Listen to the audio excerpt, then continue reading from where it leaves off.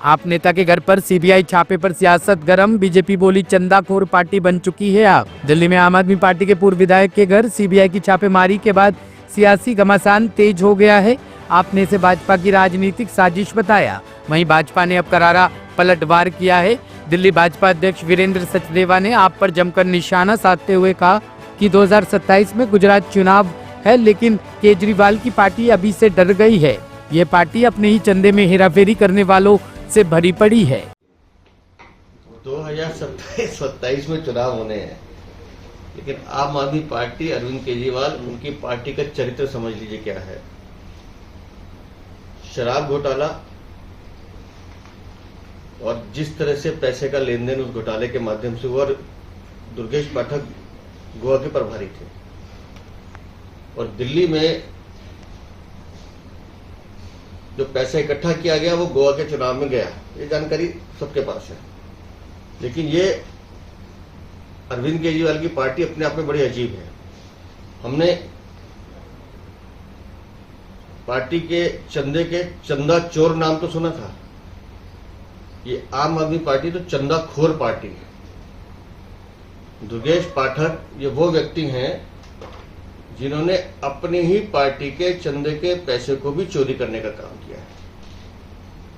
और अगर जांच एजेंसी काम कर रही है तो इनको एतराज क्यों है? लेकिन मैं अरविंद केजरीवाल को बधाई देता हूं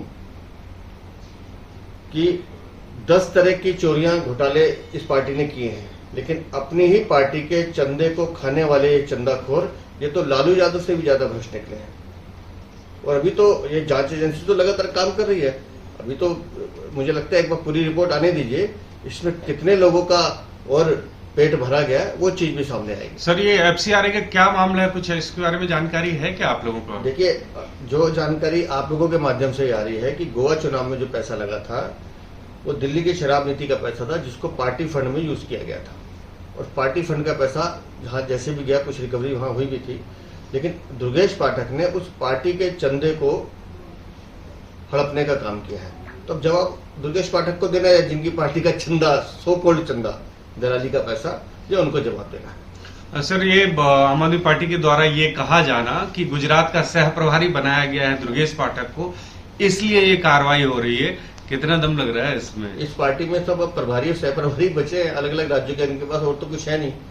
और दुर्भाग्य से इनके पास मुख्यमंत्री भी एक ही बचा है जो स्टेज तो चला सकता है, लेकिन स्टेट नहीं चला पाता।